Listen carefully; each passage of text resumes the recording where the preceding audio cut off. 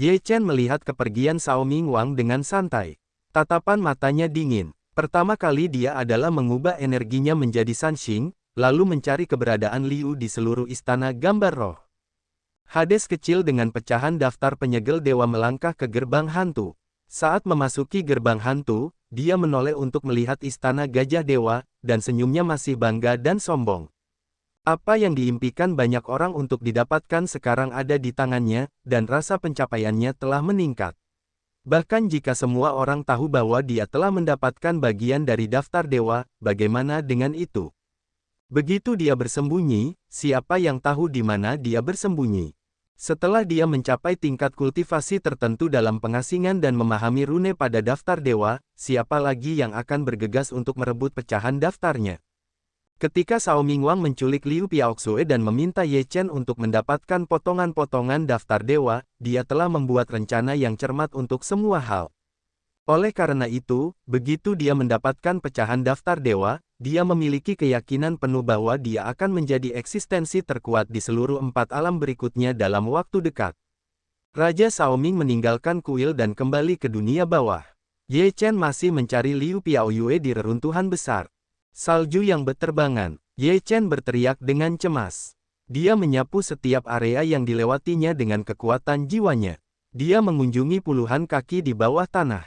Ketika Ye Chen hampir mencari di seluruh istana, Ye Chen akhirnya tiba di sebuah istana yang tidak runtuh sepenuhnya, dan menemukan bau pohon willow dan salju di sudut. Liu Piaoyue pernah pingsan di masa lalu. Ye Chen memeriksa seluruh tubuh Liu Piaoyue. Hanya satu bekas luka pertempuran, yang lain tidak memiliki masalah. Kemudian, dia menggunakan kekuatan jiwanya untuk menyelidiki keilahian Liu Piaoyue, tetapi dia tidak menemukan apapun.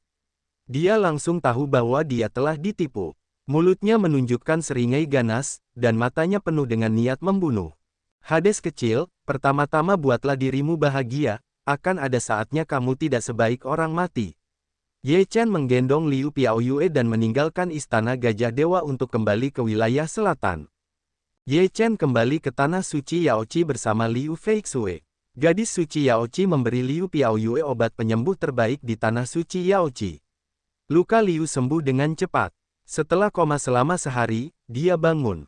Snow, bagaimana perasaanmu? Liu Piaoyue melihat Ye Chen, lalu menatap dirinya sendiri di tempat yang sudah dikenalnya. Hatinya tenang, dan tidak menunjukkan ekspresi aneh. Aku baik-baik saja. Di mana Hades kecil? Liu Piaoyue bertanya dengan ragu. Ye Chen menghela napas lega dan berkata, jangan khawatir tentang urusan Raja Xiaoming, kau bisa beristirahat dengan tenang di tanah suci Yaoqi. Aku akan mengurus hal berikutnya. Pagi, apakah kamu memberinya daftar dewa? Liu Piaoyue menatap Ye Chen dengan penuh penyesalan. Ye Chen membelai pipi Liu Piaoyue dan berkata dengan senyum lembut, dibandingkan denganmu, daftar Dewa Fengshen hanyalah beberapa potong besi yang rusak. Selain itu, apakah daftar Dewa Fengshen adalah sesuatu yang dapat dimiliki siapapun? Aku adalah pemiliknya, jadi jangan salahkan dirimu sendiri. Liu Piaoyue meringkuk dalam pelukan Ye Chen dan berkata, pada saat itu, aku sangat takut akan mati. Aku takut tidak akan pernah melihatmu lagi, Sungai Yao, dan semua orang. Ye Chen menghibur, tidak apa-apa, atau aku akan membawamu untuk tinggal di kota kecil untuk sementara waktu. Liu Piaoyue mengangguk dan memeluk Ye Chen erat-erat, merasakan detak jantung Ye Chen dan bau yang dikenalnya. Ye Chen tidak terburu-buru untuk menemukan Hades kecil, tetapi menemani Liu Piaoxiu kembali ke kota selama beberapa hari. Belakangan ini, Ling Yun mendesak Ye Chen dan Liu Piaoyue untuk memberi mereka seorang bocah gendut besar setiap hari. Ye Chen juga merasa telah kehilangan banyak uang. Kali ini, ketika mendengar tentang kecelakaan Liu Piaoyue, ia benar-benar merasa apa yang harus dilakukan jika kehilangan Liu. Mengapa kita tidak punya bocah gendut besar untuk diajak bermain? Ye Chen menatap Liu Piaoyue dan tertawa. Liu Piaoyue menundukkan kepalanya dengan malu-malu, berkata, dengarkan saja. Ye Chen menggendong Liu Piaoyue dan dengan lembut meletakkannya di tempat tidur. Malam ini, mereka mengesampingkan segalanya dan merasakan cinta satu sama lain. Beberapa hari kemudian, Ye Chen meninggalkan kota. Alih-alih kembali ke tanah suci Sanxing, ia langsung pergi ke istana gajah dewa di wilayah timur. Ye Chen melangkah ke gerbang hantu, ekspresinya dingin, dengan mesin pembunuh di sekujur tubuhnya. Hades kecil benar-benar naif, mengira aku telah menghapus tanda merek pada daftar dewa, aku tidak memiliki merek yang tersisa sama sekali, dan bayiku masih ada di dalamnya. Ye Chen mencibir dingin. Apa yang akan kau lakukan dengan Hades kecil? Tanya jiwa tua itu. Ye Chen berkata dengan dingin, yang paling ku benci adalah ancaman seperti itu, jadi aku ingin membuatnya lebih buruk daripada kematian. Jiwa tua itu tidak berbicara lagi. Dia tahu apa yang paling dipedulikan Ye Chen dalam hidupnya. Raja Xiaoming telah menyentuh sisik Ye Chen. Bagaimana mungkin Ye Chen bisa menyelamatkannya? Ye Chen dapat sepenuhnya merasakan posisi daftar dewa. Dia menelusuri masa lalu dan terkejut menemukan bahwa Hades kecil bersembunyi di bekas istana Hades. Tempat ini telah lama hancur, tetapi orang-orang tidak mengetahuinya. Ada ruang rahasia di aula Hades, yang hanya Hades dan Hades kecil yang tahu. Hades kecil bersembunyi di sini. Tidak seorang pun akan mengira bahwa Hades kecil akan bersembunyi di sini. Tempat yang paling berbahaya adalah tempat yang paling aman. Pikiran Ye Chen tergerak, dan 3 lembar daftar penyegel dewa yang diambil oleh Raja Xiaoming tiba-tiba meledak menjadi cahaya, dan Xiaoming yang sedang berlatih pun terkejut. 3 potong daftar dewa itu mengeluarkan jimat ajaib, Shen Hui berhamburan, menghadap Hades kecil mengeluarkan kesempatan membunuh. Apa yang terjadi? Hades kecil terkejut, lalu dia memikirkan alasannya, dan langsung menjadi marah, Ye Chen, beraninya kau menipuku. 3 potong daftar penyegel dewa langsung membunuh Hades kecil, yang dengan cepat mundur, lalu membuka pintu ruang rahasia dan bergegas keluar. Pecahan daftar Feng Shen langsung membombardir ruang rahasia, dan ruang itu bergetar. Itu tidak dapat menahan dampak dari 3 potong daftar Feng Shen. 3 potong grup Feng Shen bang-bang keluar dari ruang rahasia dan kembali ke sisi Ye Chen. Hades kecil, kau tidak dapat melarikan diri kali ini. Tubuh Ye Chen penuh dengan kesempatan membunuh. Setelah Xiaoming Wang bergegas keluar dari ruang rahasia, dia melihat momen Ye Chen. Matanya penuh dengan darah, dan dia berkata dengan marah, aku ditipu olehmu. Tidakkah menurutmu aneh jika kau tidak merasakan merek apapun, bagaimana aku masih bisa memotivasi pecahan-pecahan daftar dewa? Ye Chen mencibir pada Xiaoming Wang dan melihat ekspresi bingung Xiaoming Wang. Ye Chen melanjutkan, karena bayi kecilku dan daftar Feng Shen menyatu. Raja Xiaoming mendengar kalimat ini, hatinya tiba-tiba bergetar, Yuan Ying dan daftar Feng Shen menyatu, bagaimana ini mungkin? Bahkan Raja Hades tidak menganggapnya luar biasa. Jadi, bahkan jika kau mengambil pecahan-pecahan itu, kau tidak ingin memilikinya. Aku adalah pemilik sebenarnya dari daftar itu. Suara Ye Chen dingin. Wajah Xiaoming Wang menjadi sangat jelek. Dia senang dengan sia-sia. Dia pikir dia akan menjadi terkenal, tetapi dia tidak menyangka bahwa pada akhirnya, itu bukan apa-apa. Kau mengancamku dengan wanitaku. Aku bilang kau akan membayar harga yang mahal. Sekarang saatnya untuk membayar harganya. Ye Chen mendengus dingin, dan segera menjadi 3 Ye Chen, yang masing-masing memiliki sepotong pecahan daftar Feng Shen. 3 Ye Chen mengepung Raja Xiaoming. Wajah Xiaoming sulit dilihat. Dia tahu Ye Chen sangat kuat. Jika dia benar-benar ingin bertarung, dia jelas bukan lawan. Namun, Hades kecil tidak akan begitu ingin ditangkap, bahkan jika dia mati, dia akan bertarung untuk dirinya sendiri. Ye Chen meledakkan kesempatan membunuh. 3 Ye Chen membunuh bersama, melambaikan 9 tinju berat dan 27 tinju. Langit dan bumi bergetar, dan kekuatan yang dahsyat akan melahap Hades kecil. Hades kecil meraung, kekuatan paling kuat meledak dalam sekejap, dan Ye Chen membalas. Ledakan, kekuatan yang kuat pecah, gelombang udara berangkat, langsung menghancurkan reruntuhan istana Hades, dan Hades kecil juga terbang keluar, memuntahkan banyak darah. Raja Xiaoming hari ini sama sekali bukan lawan Ye Chen, tetapi dia dikalahkan dengan 1 pukulan. Ye Chen melangkah, dan momentum yang kuat datang. Mata Raja Xiaoming menyusut, dan Ye Chen menepuknya dengan 1 tangan. Nafas kehancuran membuatnya putus asa. Puff! Ye Chen menamparkan kepala Raja Xiaoming dengan 1 tangan, yang tidak membunuhnya. Dia terbang mundur dan meludahkan beberapa suap darah dan tergeletak tak berdaya di tanah. Kau meninggalkanku. Hades kecil merasa bahwa kekuatan di tubuhnya hilang dengan cepat, dan dia telah menjadi orang yang tidak berguna. Ye Chen pergi ke Hades muda dan berkata dengan suara dingin, "Aku berkata, aku tidak akan membiarkanmu mati dengan bahagia, aku akan membuatmu lebih buruk dari kematian. Dulu kamu adalah seorang jenius, bintang paling cemerlang dari generasi muda dunia bawah. Sekarang kamu adalah sampah, yang lebih menyenangkan daripada membunuhmu secara langsung. Kamu, Hades kecil bahkan tidak memiliki kekuatan untuk bunuh diri."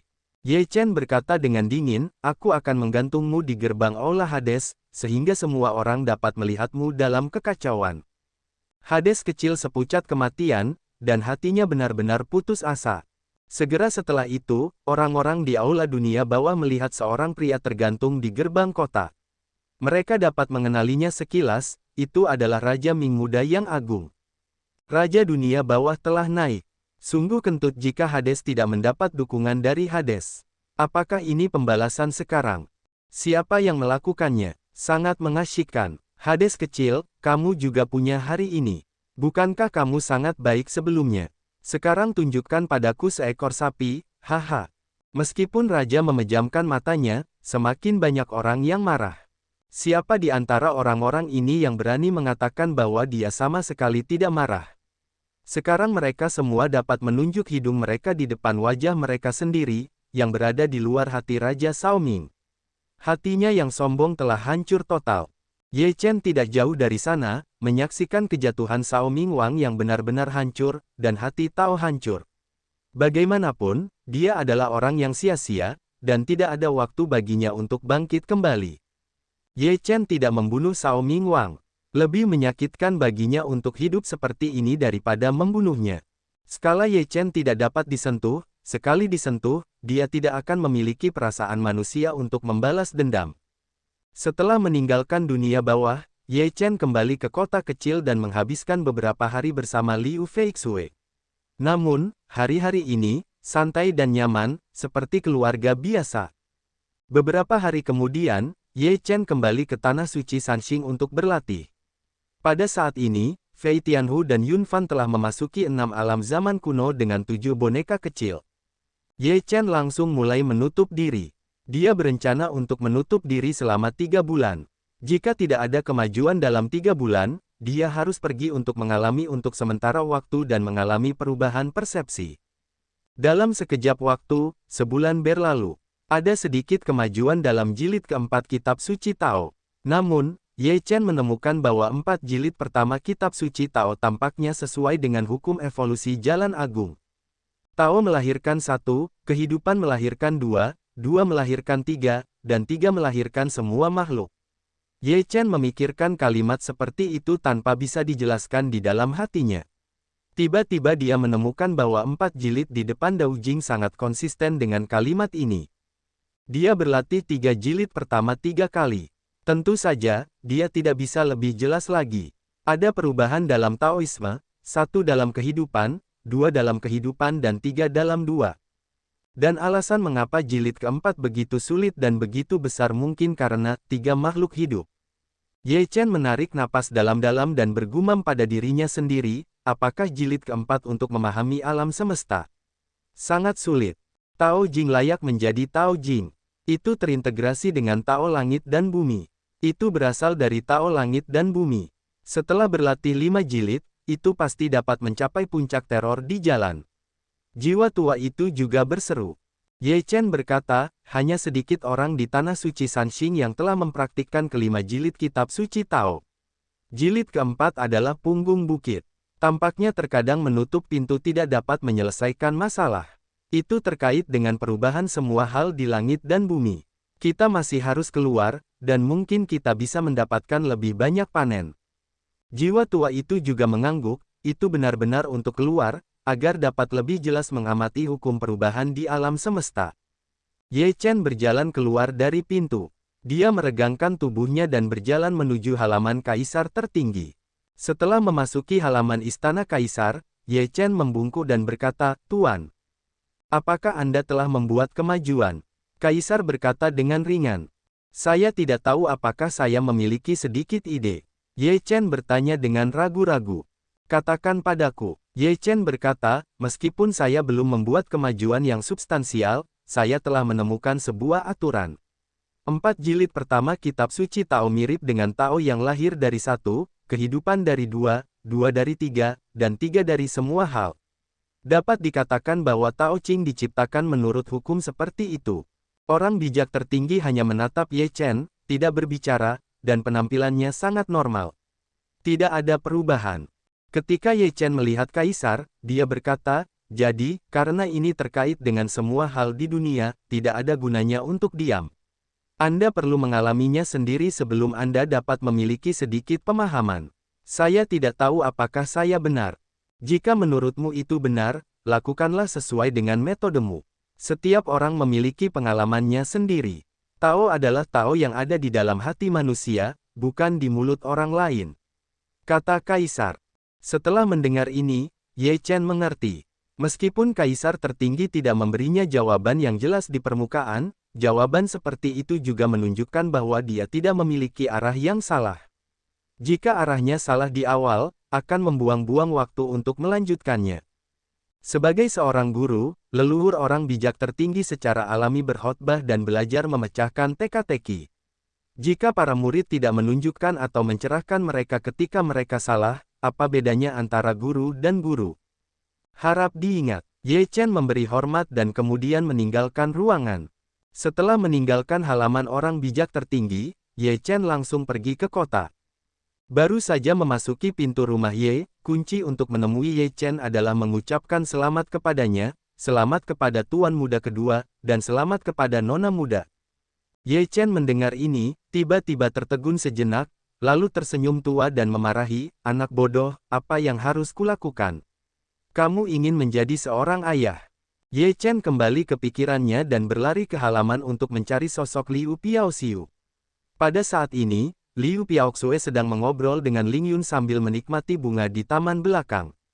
Flying Sue, kamu. Ye Chen berlari ke arah Liu Piaoyue di depannya dan menunjuk perut Liu Piaoyue.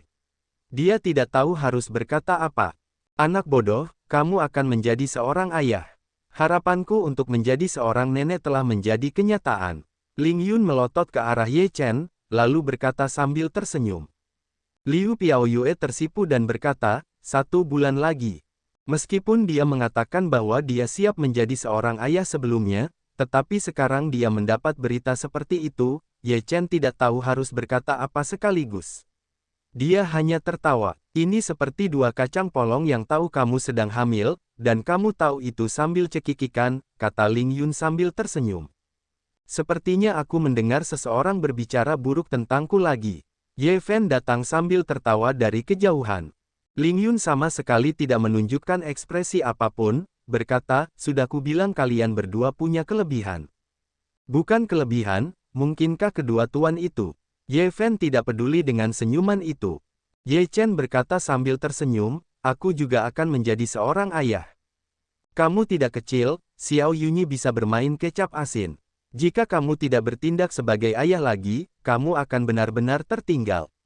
Kata Ling Yun. Ye Fen berkata sambil tersenyum, kakekmu sangat bahagia sampai-sampai dia tidak tidur selama beberapa malam.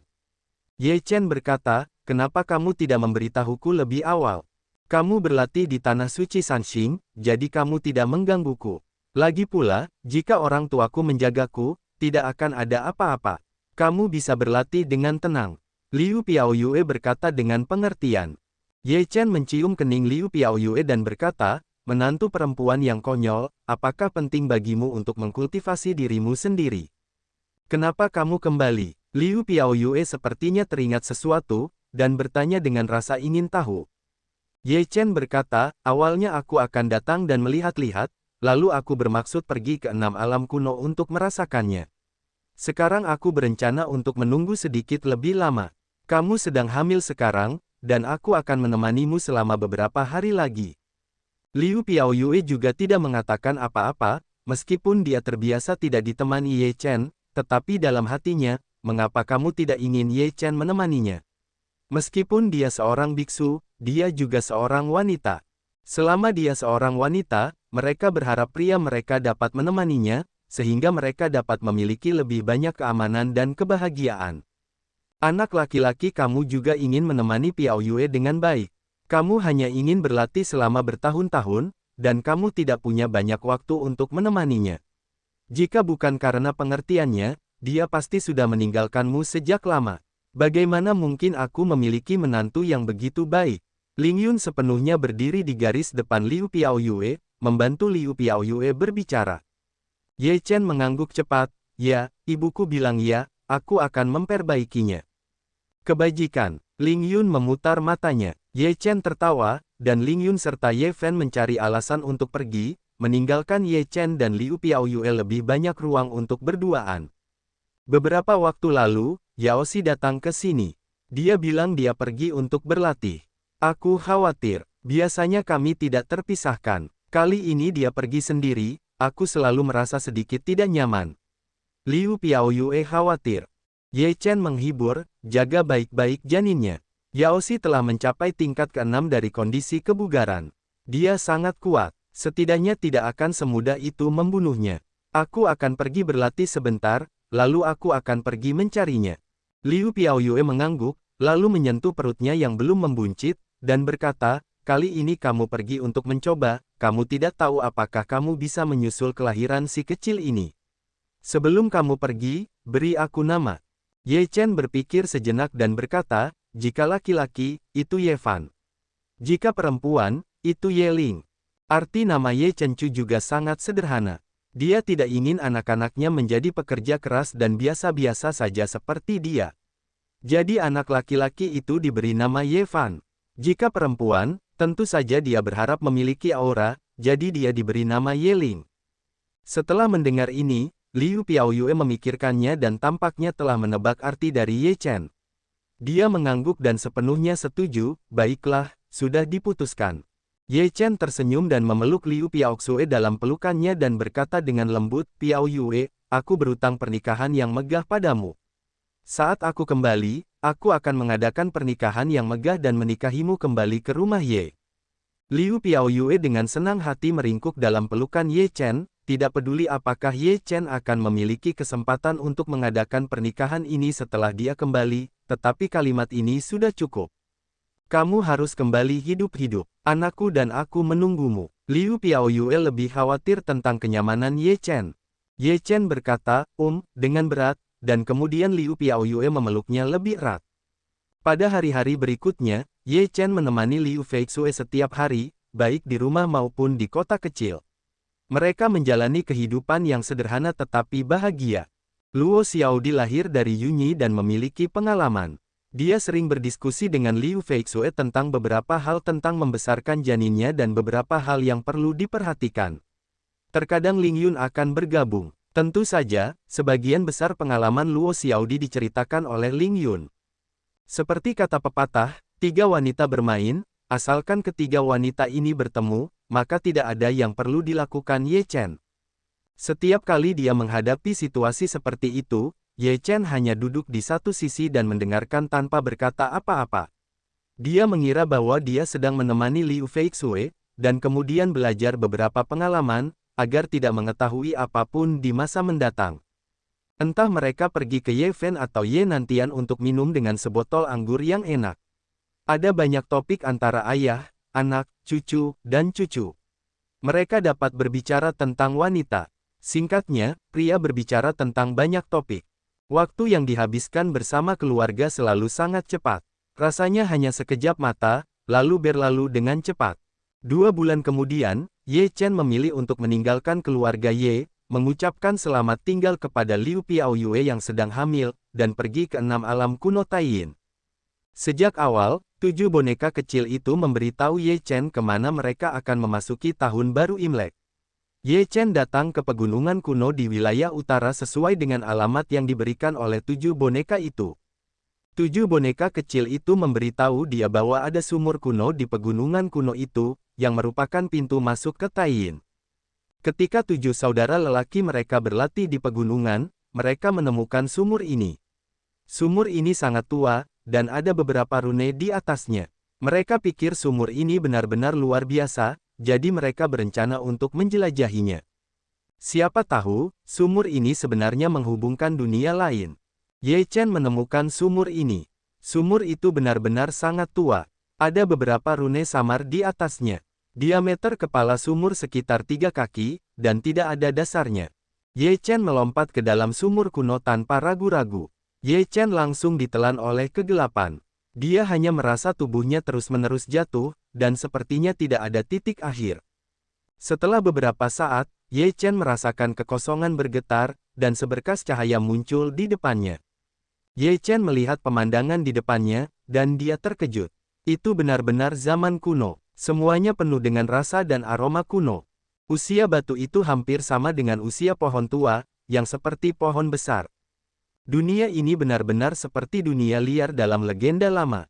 Pada saat itu, kekacauan mulai terbuka, dan tidak ada keberadaan manusia di antara langit dan bumi. Hanya binatang buas Archaean yang menjadi penguasa dunia. Seru lelaki tua itu. Ye Chen melihat sekeliling dan berkata, ini adalah kerajaan iblis di zaman kuno awal. Benar-benar berbeda. Raungan. Di dunia ini, kita sering mendengar auman binatang, yang memekakkan telinga dan dapat menyebar hingga bermil-mil jauhnya. Hanya mendengar suaranya saja tidak cukup untuk membuat orang terkejut, tetapi jika melihat bentuknya, itu disebut ketakutan. Tidak jauh dari Ye Chen, seekor binatang buas dengan leher dan tubuh panjang menjulurkan kepala dari hutan. Lehernya yang panjang dan pohon-pohon yang menjulang tinggi bahkan lebih panjang, seperti pohon kuno di hutan. Dan di bawah leher yang panjang itu, ada tubuh yang sangat besar seperti bukit kecil. Tubuh itu tergeletak di tanah. Jika Anda berdiri, itu akan menjadi puncak gunung. Ye Chen menoleh dan melihat kepala besar itu mencuat dari hutan. Pupil matanya sedikit menyusut, dan hatinya sangat ketakutan. Bagaimana mungkin kepala besar berada di pohon besar? Dia menunduk melihat kepala itu dan melihat tubuhnya seperti bukit, yang bahkan lebih menakutkan. Seberapa besar binatang ini? Ye Chen merasa ngeri. Binatang itu sepertinya tahu bahwa Ye Chen melihatnya. Dia berteriak. Tubuh besar itu berdiri, dan tanah bergetar. Ye Chen melihat tubuh itu di ketinggian yang konstan, dan langsung merasa dirinya berada di depan binatang itu seperti semut mol. Aku menyeka, bagaimana orang ini bisa begitu besar? Dibandingkan dengan semua monster di 6 alam baru, mereka lebih besar. Seru Ye Chen. Terlalu lama untuk darah mengalir, tetapi terlalu lama untuk hidup. Meskipun jiwa tua itu ketakutan, tetapi memikirkannya juga terasa sangat normal. Ledakan. Binatang raksasa itu berlari ke arah Ye Chen, dan tanah bergetar hebat. Ye Chen hanya melihat bahwa binatang raksasa itu memiliki leher panjang, kepala besar, dan tubuh besar, tetapi kakinya tidak besar, yang tampak sangat tidak terkoordinasi, seperti burung unta yang sedang berlari. Orang yang aneh, seru Ye Chen, dan binatang raksasa itu menginjaknya dengan satu kaki. Ye Chen meniup tinjunya dengan keras, dan kekuatan tinjunya yang kuat bertabrakan dengan telapak kaki binatang itu. Meskipun kaki binatang itu jauh lebih besar dari Ye Chen, telapak kaki binatang itu langsung meledak. Tubuh besar binatang raksasa itu dalam sekejap pusat gravitasi tidak stabil, tiba-tiba jatuh. Ledakan. Benda besar itu jatuh dan mengguncang tanah, menghancurkan sejumlah besar pohon kuno yang menjulang tinggi hingga berkeping-keping, dan membuat lubang besar di tanah. Raungan. Binatang buas itu meraung dan berjuang di tanah untuk bangkit, tetapi kakinya telah dihancurkan oleh Ye Chen. Dia tidak dapat mengumpulkan kekuatannya dan tidak dapat bangkit sama sekali. Ye Chen langsung berdiri di tubuh binatang buas raksasa itu, yang seperti berdiri di atas bukit. Leher binatang buas raksasa itu ditekuk dan menatap Ye Chen dengan marah. Namun, selain kemarahan, itu juga menunjukkan warna ketakutan. Orang ini tidak memiliki kemampuan selain menjadi besar. Ye Chen menggelengkan kepalanya, dan tidak bermaksud membunuh raksasa itu. Ye Chen melompat turun dari raksasa itu dan berdiri di udara. Dia pergi dengan cepat tanpa melihat binatang buas itu. Ye Chen baru saja berbalik di Taiyin, dan dikejutkan oleh atmosfer buas di Taiyin. Dia merasa bahwa pemandangan di sini seharusnya memberinya kejutan yang tak terduga. Dunia iblis. Dunia ini penuh dengan kekerasan dan darah dingin. Puncak para dewa dan iblis adalah pusat dari seluruh kerajaan iblis. Orang-orang yang tinggal di sini semuanya adalah dewa dan iblis. Mereka menganggap darah mereka adalah yang paling mulia di antara para iblis. Konon, para dewa dan iblis memiliki darah yang sama dengan Protoss. Namun, ini hanyalah rumor, yang belum dikonfirmasi. Protoss dan para iblis menyangkal pernyataan tersebut. Mereka saling memandang rendah dan menganggap bahwa darah mereka adalah yang paling mulia. Kuil para dewa dan iblis, istana terbesar para iblis, juga merupakan sebuah kota. Tokoh-tokoh iblis yang paling kuat tinggal di sini. Di sebuah kastil tua di aula sihir, tempat itu dingin dan misterius, dan aliran roh jahat melonjak di udara. Di kastil, ada beberapa orang, tua dan muda. Di depan orang-orang ini duduk seorang pria yang kuat dan pemberani. Mata pria itu dalam gas iblis berputar-putar, dengan mahkota raja, dengan temperamen yang tidak marah. Katakan kepada tuanku, pria yang kejam itu telah menghilang lagi. Di kastil, seorang pria tua berkata dengan hormat kepada pria itu. Wajah pria itu dingin, dan suaranya seperti bel dan lu yang besar. Kastil itu berdengung. Sudah hampir sebulan, tetapi kalian tidak menyadarinya. Kalian semua adalah sekelompok sampah. Pria kejam itu benar-benar kuat dan sangat licik. Aku tidak tahu dari mana dia berasal atau apa tujuannya. Begitu dia bersembunyi di dunia iblis ini, sulit untuk menemukan jejaknya. Pria tua lainnya berkata dengan cepat. Dia menantang martabat keluarga iblisku. Orang-orang seperti itu harus dibunuh. Kalau tidak, bukan hanya mukaku yang akan hilang, tetapi kalian juga akan kehilangan muka bersama. Pria Yingwu berkata dengan dingin. Ayah, serahkan masalah ini padaku. Pada saat ini, seorang pemuda yang berdiri di istana berkata. Pria Yingwu itu menatap pemuda itu, dan setelah hening sejenak berkata, baiklah, aku serahkan padamu. Biarkan mereka membantumu, jangan mengecewakanku. Pemuda itu segera berkata, ya, saat ini, hanya daftar iblisku yang belum muncul. Kita tidak boleh kehilangan bagian ini. Pria heroik itu menatap pemuda itu, ada sedikit rasa bersalah dalam kata-katanya, tetapi tidak terlalu kuat.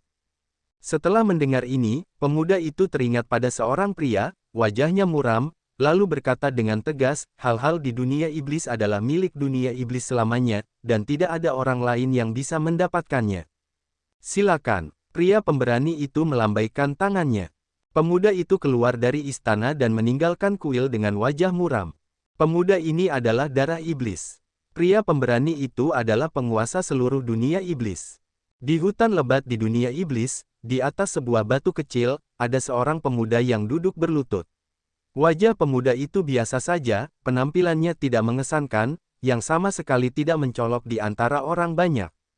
Namun, orang seperti itulah yang lahir di langit selama periode waktu ini.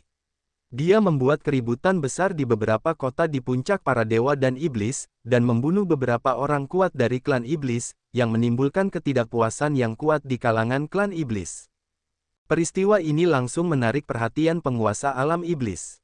Penguasa alam iblis secara pribadi memerintahkan orang-orang untuk menangkap pemuda itu, tetapi tidak ada hasil. Dalam beberapa hari terakhir, pemuda itu membunuh orang-orang tanpa ampun dan menghancurkan orang-orang hingga berkeping-keping setiap kali, karena tidak ada yang tahu siapa namanya, karena ia disebut sebagai orang yang kejam. Kaki pemuda itu menyilang di lututnya, dan ia menghirup cahaya bulan di cakrawala. Ia tampak menyerap esensi cahaya bulan. Ketika orang yang kejam itu menghadapi cahaya bulan, sinar cahaya menyinari tubuhnya. Pada saat yang sama, ada juga kilatan cahaya pada orang yang kejam itu, dan aliran rune mengalir dari orang yang kejam itu. Di bawah sinar bulan, rune-rune ini tampaknya telah dicetak pada orang-orang yang kejam itu. Mereka tampak sangat aneh. Mereka sebenarnya mirip dengan situasi manusia dalam kekacauan dunia bawah. Setelah waktu yang lama, orang yang kejam itu membuka matanya, semua rune menghilang, dan orang yang kejam itu menunjukkan senyum yang tampak seperti senyum, yang sangat suram dan menakutkan. Demikian pula dengan para iblis. Aku tidak, saat aku kuat, aku akan menjadi penguasa kerajaan iblis. Bahkan penguasa kerajaan iblis saat ini akan berlutut di kakiku. Orang yang kejam itu tersenyum dingin. Asal usul orang yang kejam tidak diketahui. Mereka tidak seperti iblis bumi, iblis surga, dan iblis manusia. Oleh karena itu, meskipun mereka marah, mereka tidak tahu bagaimana cara membalas.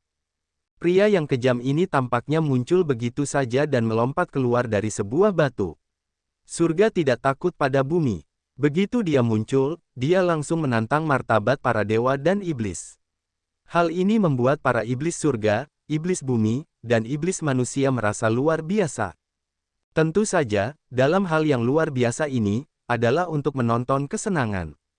Di seluruh dunia iblis, tidak ada yang berani melakukannya, tetapi mereka dengan senang hati berdiri dan melihat hal-hal tak terduga apa yang dapat dilakukan oleh pria yang kejam itu. Ada orang yang begitu kejam di dunia iblis, yang akan menjadi sumber kehidupan bagi banyak orang di dunia iblis. Saya tidak tahu berapa banyak lagi hal yang akan dilakukan orang kejam ini di masa depan. Jangan pikirkan hal-hal ini untuk saat ini. Setelah Ye Chen memasuki dunia Taiyin, dia merasa bahwa suasana di sini luar biasa. Itu seperti dunia yang kacau dalam buku-buku kuno. Di dunia Taiyin ini, ada binatang buas besar di mana-mana. Binatang buas raksasa semacam ini memiliki darah kuno, tetapi kekuatannya tidak terlalu kuat. Mungkin Ye Chen belum pernah bertemu dengan keberadaan teror semacam itu. Dunia ini terlalu besar. Ye Chen telah terbang untuk waktu yang lama, tetapi dia belum melihat kota atau kota lain. Semuanya adalah pegunungan yang bergelombang, yang bukan pegunungan dari 6 kerajaan baru. Pegunungan di sini penuh dengan rasa primitif. Setiap pohon, setiap batu, dan bahkan aliran sungai gunung yang mengalir berada dalam keadaan paling primitif. Ye Chen merasa bahwa ini adalah jenis rasa yang paling sederhana, dan tampaknya tidak ada polusi. Jika ingin hidup menyendiri, menurut Ye Chen, tempat ini adalah tempat terbaik untuk hidup menyendiri. Akan lebih baik jika memiliki rumah di 3 tempat pertunjukan air. Ye Chen berpikir, dia menemukan bayangan di hutan pegunungan, mau tidak mau memperhatikannya. Dia dengan saksama memperhatikan sosok-sosok yang berlari cepat di pegunungan dan hutan, semuanya pada dasarnya bertelanjang dada. Bahkan jika mereka mengenakan pakaian, mereka hanyalah mantel bahu sederhana yang terbuat dari bulu binatang raksasa. Orang-orang ini kuat dan perkasa, seperti orang barbar, dengan otot-otot mereka yang menonjol dan kuat. Mereka semua memiliki tombak atau busur silang ini di tangan mereka. Senjata-senjata ini jauh lebih kuat daripada tombak atau busur silang biasa. Senjata-senjata ini adalah senjata terbaik untuk membunuh binatang buas. Kemudian, Ye Chen mendengar raungan binatang buas. Dia melihat ke arah orang-orang ini. Seekor binatang buas arkaan yang besar sedang mengaum ke arah orang-orang di depannya. Binatang buas arkaan ini memiliki napas yang kuat dan tidak pandai mencukur janggut. Rambutnya tegak seperti jarum baja, dan taringnya yang ganas terlihat. Di bawah sinar matahari, cahaya dingin bersinar. Apakah orang-orang ini akan melawan binatang buas ini? Ye Chen sedikit terkejut. Tampaknya orang-orang ini tidak terlalu kuat. Bisakah mereka bersaing dengan binatang buas ini? Ye Chen dapat merasakan bahwa kekuatan orang-orang kuat ini tidak kuat. Mungkin kekuatan mereka jauh lebih kuat, tetapi itu tidak cukup untuk bersaing dengan raksasa seperti itu. Orang-orang ini jauh lebih kecil di depan benda besar ini. Mungkin beginilah cara orang-orang ini hidup. Hanya dengan memburu binatang purba ini mereka bisa mendapatkan sumber kehidupan dan terus hidup. Jiwa tua itu berkata, orang-orang yang tinggal di pegunungan bergantung pada pegunungan untuk mencari makan. Hanya ada 2 solusi untuk hidup di sini, dimakan oleh binatang buas atau memakan binatang buas. Ye Chen mengangguk. Meskipun dia tidak memiliki pengalaman seperti itu, dia juga dapat berpikir bahwa orang-orang pegunungan yang tinggal di pegunungan yang penuh dengan binatang buas hanya dapat menjalani kehidupan seperti itu. Ye Chen terus mengamati perkembangan masalah tersebut. Dia ingin tahu bagaimana orang-orang pegunungan yang kuat ini bertarung melawan raksasa, dan apakah mereka akan membantu pada akhirnya. Namun, Ye Chen juga memiliki beberapa keraguan. Ini adalah Taiyin. Jika itu sesuai dengan 6 alam sekarang, itu juga dunia iblis. Bagaimana mungkin ada Teran di sekitar? Terlebih lagi, Teran masih memburu dan membunuh binatang buas arkaan di sini. Bisakah mereka bertahan hidup untuk waktu yang lama? Ketika Ye Chen memikirkannya, dia melihat bahwa sekelompok orang pegunungan telah mulai menyerang. Mereka bekerja sama satu sama lain dalam kesepahaman diam-diam. Mereka semua menggunakan metode peleton dan susunan. Mereka telah melakukan hal-hal seperti itu berkali-kali dan cukup berpengalaman.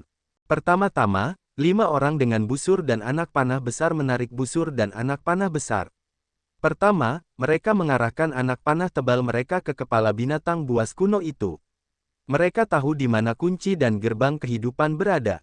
Bahkan jika binatang buas Arkean kuat dalam pertahanan, ia akan memiliki kelemahan. Kelemahan binatang buas kuno itu pasti ada di kepalanya, jika tidak, orang-orang gunung tidak dapat menembak kepala binatang buas kuno itu.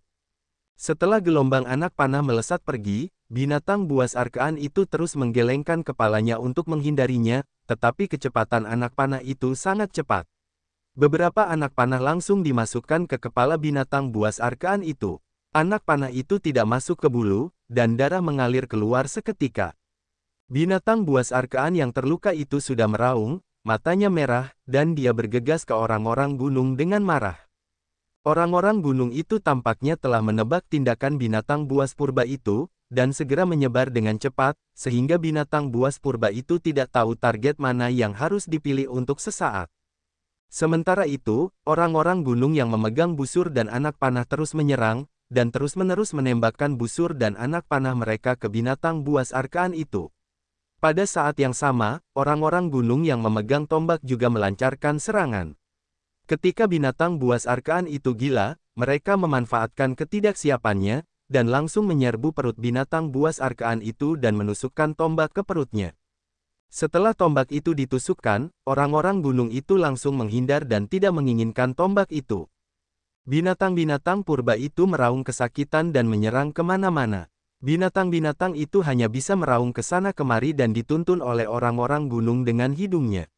Satu persatu, orang-orang gunung yang memegang tombak itu memanfaatkan kesempatan itu dan menusukkannya ke perut binatang buas purba itu. Darah mengalir turun dari perut binatang buas itu. Banyak anak panah mengenai kepalanya, dan bahkan satu matanya pun buta. Dalam hati mereka, beberapa dari mereka terkejut melihat betapa mampunya mereka melawan binatang buas itu. Meskipun binatang buas purba ini adalah binatang buas yang sangat besar dengan kekuatan yang tak terbatas, ia tidak memiliki tempat untuk menggunakan kekuatannya. Ia hanya bisa menyerang secara membabi buta, membuat pepohonan di sekitarnya berantakan, dan tidak melukai orang-orang gunung manapun. Pengalaman orang-orang gunung ini sudah cukup. Ye Chen menduga bahwa ini seharusnya bukan pertama kalinya bagi mereka untuk berhadapan dengan binatang buas ini. Kalau tidak, mereka tidak akan begitu santai. Saat Ye Chen merenung, aksi binatang buas purba itu telah melambat, dan tanah berlumuran darah. Senjata di tangan orang-orang gunung telah habis. Mereka juga tahu bahwa binatang buas purba itu pasti akan mati. Mereka juga menyaksikan binatang buas purba itu perlahan dan tak berdaya jatuh ke tanah. Ledakan, bumi bergetar ketika raksasa itu jatuh ke tanah. Binatang buas purba itu gemetar dan berkedut, dan berada di ambang kematian. Tetapi orang-orang gunung sangat sabar. Bahkan jika binatang buas taigu menutup matanya dan berhenti bergerak, mereka tidak maju. Sebaliknya, mereka menunggu selama 1 jam, dan kemudian mereka mulai mendekati binatang buas purba itu. Pada saat ini, binatang buas Arkean itu benar-benar mati, dan mayatnya kaku. Orang-orang gunung ini semua tertawa kemenangan. Kemudian, seorang pria berkata, "Kami memiliki jatah setengah bulan di desa kami. Haha, pergi dan minta penduduk desa untuk memindahkan orang ini kembali." Orang-orang gunung semua tersenyum, memburu benda sebesar itu, mereka tidak bisa keluar selama setengah bulan untuk mengambil risiko, bagi mereka, mereka dapat beristirahat selama setengah bulan. Kakak harimau, ada orang di sana. Pada saat ini, seorang pria mendongak dan melihat Ye Chen, yang sedang mengamati mereka, dan berseru. Begitu pria yang berbicara tadi menatap Ye Chen, wajahnya tiba-tiba berubah. Seorang pria yang bisa pergi ke surga pastilah orang yang kuat di dunia ini. Dalam kognisi mereka, karakter seperti itu semuanya berada di atas, dan dia tidak tahu bagaimana tokoh berpangkat tinggi ini bisa tertarik pada mereka. Ketika Ye Chen melihat orang-orang itu dan menemukan mereka, dia tidak lagi menutupi apapun. Dia langsung melangkah ke dalam kehampaan dan dengan cepat mendatangi mereka. Wajah orang-orang di tempat kejadian semuanya berubah. Dia dengan cepat mundur, waspada dan gugup, dan bahkan menatap Ye Chen dengan sedikit ketakutan. Ye Chen melihat ekspresi ini, tidak dapat menahan senyum, berkata, "Anda tidak perlu takut, saya tidak memiliki niat jahat terhadap Anda." Apa yang dapat saya lakukan untuk Anda, tuanku? Orang pertama yang bernama Saudara Harimau dengan berani melangkah maju dan bertanya dengan hati-hati. Ye Chen berkata sambil tersenyum, saya tidak punya apa-apa. Saya hanya berpikir Anda sangat kuat. Anda dapat membunuh makhluk sebesar itu.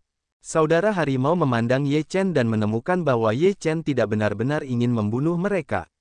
Dia merasa sedikit lega dan berkata, kami sering memburu binatang buas kuno seperti itu, jadi kami memiliki pengalaman. Ye Chen berkata sambil tersenyum, itu benar-benar sangat berpengalaman, tetapi di sini tampaknya merupakan wilayah klan iblis, sebagai Teran, bagaimana bisa muncul di sini? Ditanya oleh Ye Chen, Saudara Harimau tertegun sejenak. Dia tampaknya tidak memahaminya. Dia berkata, meskipun ada banyak binatang buas di zaman kuno, ada banyak manusia di sini. Bukankah orang dewasa dari yang kuat di dunia luar? Mendengar kata-kata harimau, Ye Chen segera mengumpulkan beberapa informasi. Ada banyak Teran di sini. Tampaknya Teran memiliki status tinggi di dunia ini dan memiliki eksistensi yang sangat kuat. Tepat saat dia berbicara, orang-orang yang dikirim kembali oleh Saudara Hu memanggil banyak orang kuat untuk datang ke sini. Mereka semua berpakaian preman dan berwajah sederhana. Saudara Tiger melihat bahwa semua orang di desa telah datang. Dia menatap Ye Chen dan tidak tahu apa yang dimaksud Ye Chen. Ye Chen berkata, biarkan mereka memindahkan binatang purba ini kembali terlebih dahulu. Aku ingin pergi bersamamu dan melihat-lihat. Apakah menurutmu tidak apa-apa? Tiger ragu-ragu sejenak, tetapi setuju untuk turun. Meskipun dia tidak keluar dari gunung, dia mendengar bahwa generasi tua desa yang telah keluar dari gunung mengatakan bahwa orang-orang kuat di luar gunung itu murung dan mereka membunuh orang dengan mudah. Mereka sangat sombong dan tidak masuk akal. Saudara Tiger takut bahwa Ye Chen juga orang seperti itu.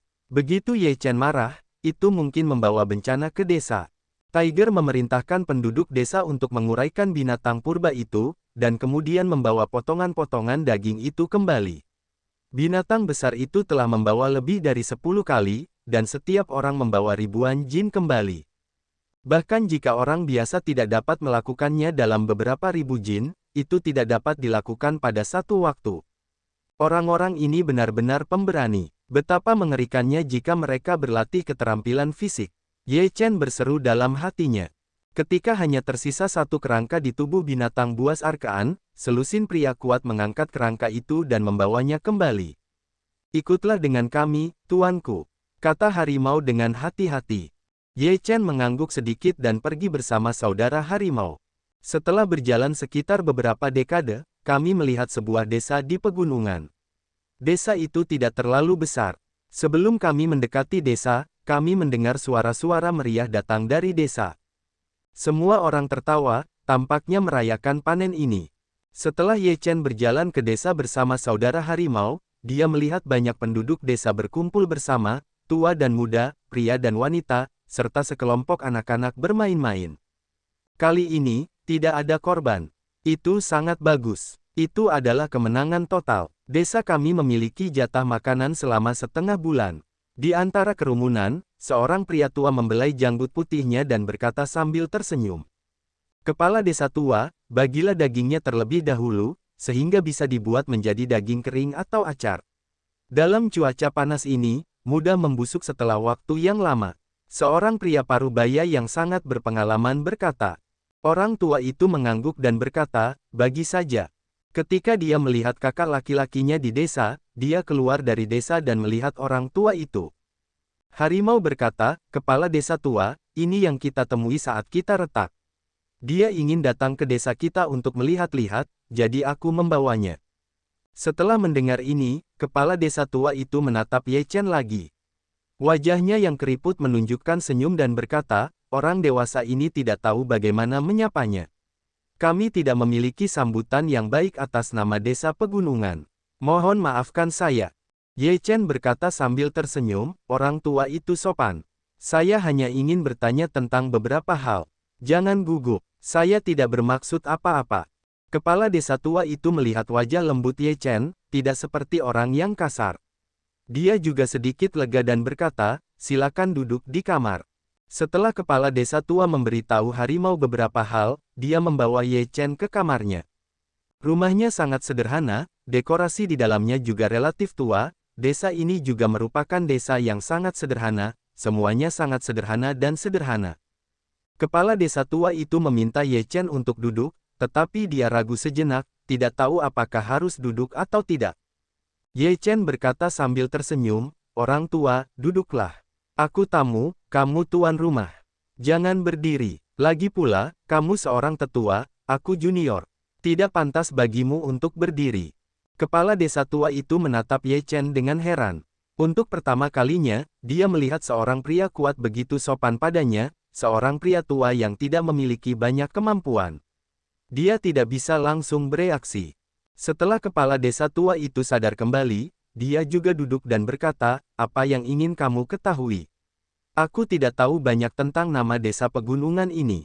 Aku hanya tahu gunung ini." Ye Chen bertanya, "Aku ingin tahu kapan Teran muncul di dunia ini. Sejauh yang aku tahu, ini seharusnya dunia klan iblis." Ketika kepala desa tua mendengar kata-kata Ye Chen, dia memandang Ye Chen seperti monster. Setelah waktu yang lama, dia berkata, "Orang dewasa tidak tahu hal-hal ini." Begitu Ye Chen mendengarkan nada bicara kepala desa tua itu, dia mengerti keraguannya dan berkata sambil tersenyum, "Sejujurnya, aku bukan dari dunia ini. Aku baru saja datang ke dunia ini, jadi aku tidak tahu banyak tentang situasi di sini. Kalian juga adalah kelompok orang pertama yang aku temui, dan kalian masih manusia, jadi kalian memiliki beberapa keraguan." Kepala desa tua itu membuka mulutnya dan memandang Ye Chen seperti monster. Apa itu orang yang tidak ada di dunia ini? Dunia apa itu? Saya khawatir saya tidak dapat memahami apa yang dikatakan kepala desa tua itu. Melihat hal ini, Ye Chen berkata dengan malu, "Anda tidak peduli dari mana saya berasal. Katakan saja apa yang Anda ketahui." Kepala desa tua itu kembali sadar, menenangkan diri, memilah-milah pikirannya, dan berkata, "Ini memang dunia klan iblis, tetapi Teran juga menempati posisi yang hebat di sini, dan telah bersaing dengan klan iblis. Mengenai kapan Teran muncul, waktu ini terlalu lama. Kami tidak memiliki catatan, jadi kami tidak dapat memverifikasinya. Namun menurut beberapa cerita yang diturunkan oleh nenek moyang kami, secara umum kami tahu bahwa dahulu kala, ada bencana di dunia ini, yang menewaskan banyak orang dan hampir menghancurkan dunia. Kemudian, langit dan bumi berubah, dan bintang-bintang berubah. Setelah bencana itu, sebagian Teran muncul di sini, dan kemudian mereka bertahan hidup di sini. Mengenai mengapa, kami tidak dapat mengetahuinya." Ye Chen sedikit terkejut setelah mendengarnya. Ternyata semua ini ada hubungannya dengan bencana di zaman kuno awal. Jadi, 6 alam di zaman kuno awal telah terganggu lagi. Apakah itu bukan lagi satu ras yang memiliki dunia sendiri, tetapi tingkat integrasi tertentu? Apakah ini terjadi secara tidak sengaja setelah bencana, atau apakah itu sengaja diatur oleh kekuatan tak terlihat setelah bencana? Ye Chen mengesampingkan pikirannya dan ingin terus bertanya apa. Seorang pria bergegas masuk ke ruangan dan berkata dengan bersemangat, "Kepala desa tua, itu tidak baik. Klan serigala datang lagi." Ketika kepala desa tua mendengar pidato itu, wajahnya berubah. Dia melihat ke arah Ye Chen, lalu berdiri dan berkata, "Orang dewasa ini, aku minta maaf. Permisi sebentar." Setelah berkata, kepala desa tua itu dengan cepat keluar dari rumah, menuju pintu masuk desa. Ye Chen juga keluar dari rumah dan melihat seluruh desa menjadi gelisah. Semua lelaki menggendong lelaki itu dan tampak seperti akan bertarung.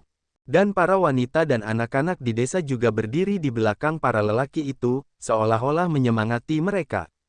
Ye Chen berjalan menuju pintu masuk desa.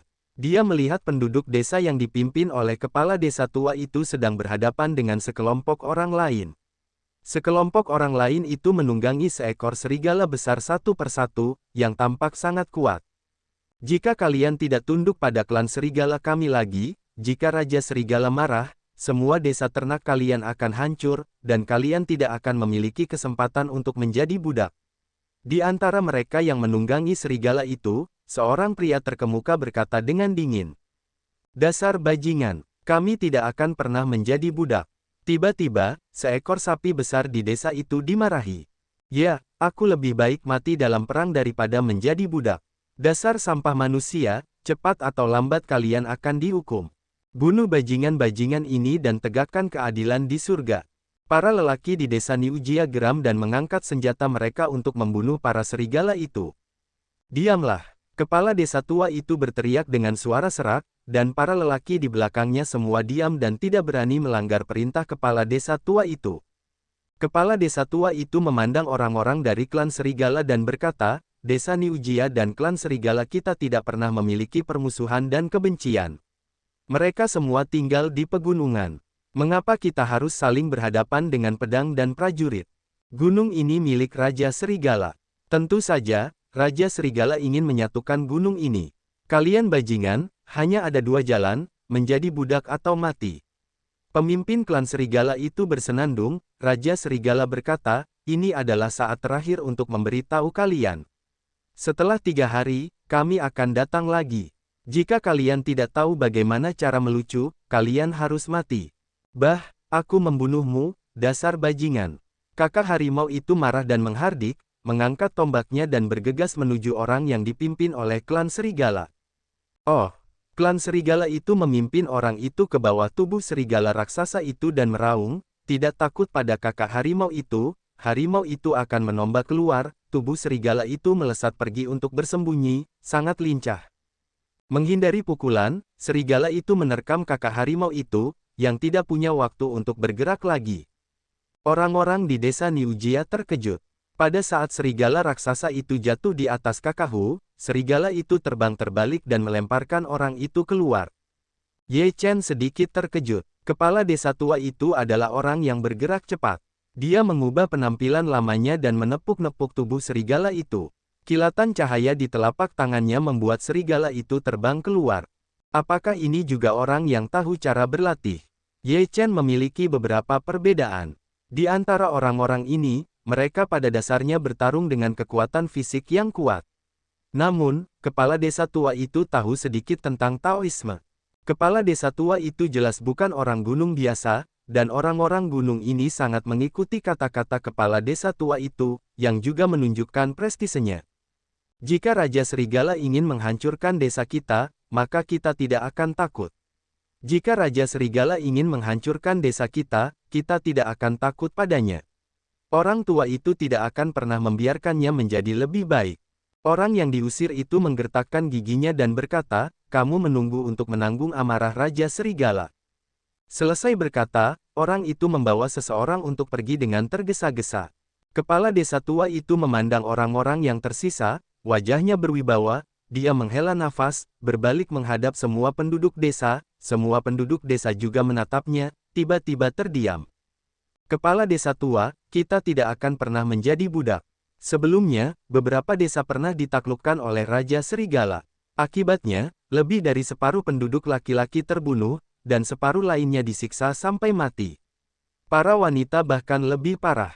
Jika mereka terlihat lebih baik, mereka akan dirusak oleh Raja Serigala, dan hampir dibunuh secara langsung. Saya tidak ingin istri dan anak-anak saya dipermalukan. Saya lebih suka mereka mati dengan gagah berani. Saudara Hu menatap kepala desa tua itu dengan mata merah dan berkata, sambil memegang tombak di tangannya. Lebih baik mati dalam perang daripada menjadi budak. Di tempat kejadian, beberapa orang mengangkat senjata mereka dan berteriak. Melihat kegembiraan emosional penduduk desa, kepala desa tua itu memberi isyarat kepada semua orang untuk berhenti dan berkata, "Jangan bersemangat. Kita tidak akan pernah menjadi budak. Ini tidak bisa dihindari, tetapi kita tidak harus bertarung dengan Raja Serigala. Mulai malam ini, kita akan berkemas dan bersiap untuk pergi dari sini." Ketika penduduk desa mendengar ini, mereka semua saling memandang dan hanya bisa setuju. Sekarang, selain menghindar, apa lagi yang bisa kita lakukan? Mereka semua tahu bahwa beberapa desa di dekatnya telah diduduki oleh Raja Serigala satu demi satu. Sekarang giliran mereka. Mereka tidak bisa melawan, tetapi mereka harus melarikan diri. Wajah kepala desa tua itu tidak berdaya. Ini adalah tempat tinggal leluhur mereka. Bagaimana mereka bisa menyerah di sini? Mereka tidak punya pilihan selain menyelamatkan nyawa rakyat mereka.